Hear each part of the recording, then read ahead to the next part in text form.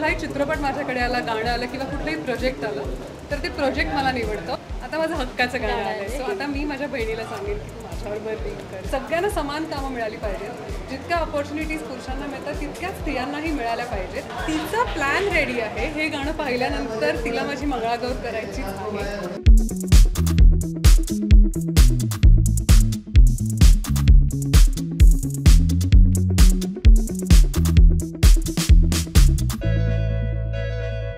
गाण्याने माझी निवड केली. खूप चांगला प्रश्न विचारला आहे. मला नेहमी असं वाटतं की कुठलाही चित्रपट माझ्याकडे आला, गाणं आलं किंवा कुठलंही प्रोजेक्ट आलं तर ते प्रोजेक्ट मला निवडतं. मी निवडण्याचा प्रश्नच वेगळा आहे, कारण का ते निवडलेलं प्रोजेक्ट जेव्हा माझ्या समोर येतं तेव्हाच मला कळलेलं असतं की हे माझ्यासाठीच आहे. तसं या गाण्याचं झालं. अल्बम सॉन्ग मी कधी केलं नव्हतं आणि जेव्हा मला आशिषने विचारलं, मुळात आशिष पाटील हा इतका चांगला मित्र आहे, त्याने जेव्हा विचारल्यानंतर मला प्रश्न नाही पडला की करावं की नाही करावं. माझं ॲक्च्युअल उत्तर होच होतं. तरी मी त्याला म्हणाले की एकदा गाणं पाठव, मी ऐकते आणि मग तुला सांगते. मी गाणं ऐकलं आणि इतकं सुंदर गाणं प्रशांत नागटी यांनी कंपोज केलं आहे. मी लगेच तातडीने आशिषला फोन केला आणि लाईक मी हे गाणं करते आणि मीच हे गाणं करते. इतकं क्विक डिसिजन होतं ते. अँड आज तुम्ही सगळ्यांनी पाहिलं ते just me. Oh my God, by the way हे जे रील्स करतात खूप कठीण काम आहे. खूप वेळ द्यावा लागतो त्याला. आणि मी फार रील्स नाही केल्या. जर तुम्ही माझं इंस्टाग्राम पाहिलं असेल तर त्यातल्या त्यात माझ्या बहिणीबरोबर जितकं मला करता येईल, कुठलाही मराठी चित्रपट आला तर त्यातलं गाणं मला प्रमोट करायला फार आवडतं. सो माझ्या बहिणीमुळे त्यातल्या त्यात मी रील बनवते. पण आता माझं हक्काचं गाणं आलं आहे. सो आता मी माझ्या बहिणीला सांगेन की तू माझ्याबरोबर लिंक कर. So yes, I try to make reels because खूप सारे रीलमधले कलाकार आहेत त्या गाण्यामध्ये. मी प्रयत्न थोडा माझं अजून वाढवणार. तिचा प्लॅन रेडी आहे. हे गाणं पाहिल्यानंतर तिला माझी मंगळागौर करायचीच आहे. असंच नऊवारी नेसायची आहे, सगळ्यांना सांगणार आहे मी. तर मी तिला एवढंच सांगितलं की आई मी एका दिवसात हे गाणं शूट केलं आणि इतकं नाचलं आम्ही, एका दिवसात पाय दुखायला लागले. तर मी तिला रिक्वेस्ट करणार आहे की छोटा कार्यक्रम ठेव, जे काय करणार असते पण मजा येईल. Why not. म्हणजे जर सगळ्या बायका नऊवारी नेसून एकत्र आल्या आणि मंगळागौर माझी त्यांनी सेलिब्रेट केली तर आवडेलच. Why not. सिद्धसाठी सरप्राईज आहे का त्याला माहीत आहे की? सिद्धला मी सांगितलं तर आहे असं असं गाणं आहे, पण गाणं कसं आहे काय. मी इनफॅक्ट माझा फोटोही पाठवला नव्हता.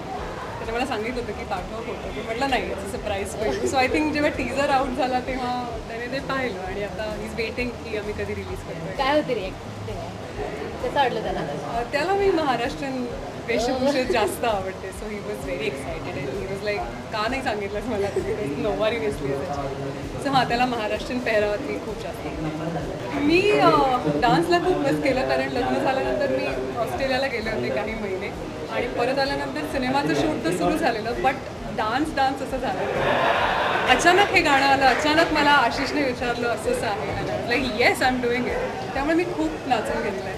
रिटेक्स नाही झाले, पण जिकडे वन टेक होते तिकडे काही रिटेक्स झाले. So I was like one more, okay I do it. So मजा चेहऱ्यावर दिसते. आशिष दादा होता कोरिओग्राफ करायला, तर कसं ते बॉन्ड पुन्हा एकदा नव्याने जागा झाली? आमचा बॉन्ड अनेक वर्ष आहे आणि गणपती बाप्पाच्या कृपेने मला असं वाटतं की हे एक नाही, अशी अनेक कामं मी आणि आशिषने एकत्र करावी.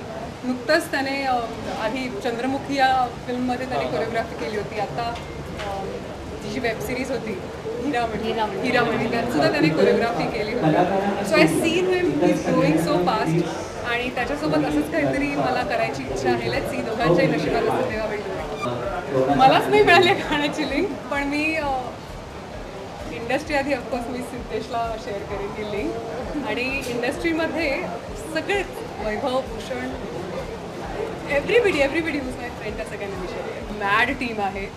आयुष संजीव आहे ह्याच्यात, निक शिंदे आहे, त्यानंतर आकांक्षा आणि अक्षय आहे आणि सगळं एकत्र. तश्वी म्हणून एक फार गोड मुलगी आहे.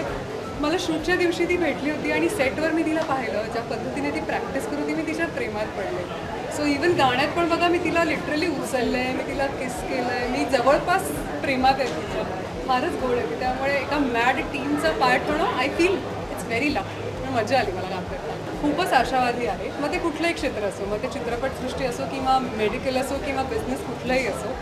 आय थिंक स्त्रीला थोडी जास्त मेहनत घ्यावी लागते, कारण आपल्याकडे एक अंडरलाईन्ड असं एक नियम आहे की घरचं आवरून मग कामाला जा, जो ॲक्च्युली पुरुषही करू शकतात ती कामं. सो माझं एवढंच म्हणणं आहे की सगळ्यांना समान कामं मिळाली पाहिजेत. जितक्या ऑपॉर्च्युनिटीज पुरुषांना मिळतात तितक्याच स्त्रियांनाही मिळाल्या पाहिजेत आणि त्या ऑपॉर्च्युनिटीज स्त्रियांना मिळाल्यानंतर त्याचा रिस्पेक्ट केला पाहिजे. असं नको की अच्छा तुम्हाला ह्या पर्सेंटेजमुळे काम मिळालं किंवा आपल्याकडे आहे की एवढ्या जागा महिलांसाठी ठेवल्या त्यामुळे तुम्हाला काम मिळालं. आय थिंक त्या स्त्रीची कॅपॅबिलिटी पण तेवढी आहे म्हणून तिला ते काम मिळालं असेल. सो जिथे कुठे ज्या ज्या क्षेत्रात स्त्रिया कार्यरत आहेत त्यांना रिस्पेक्ट मिळावा. दॅट्स ऑल आय छान. I loved it.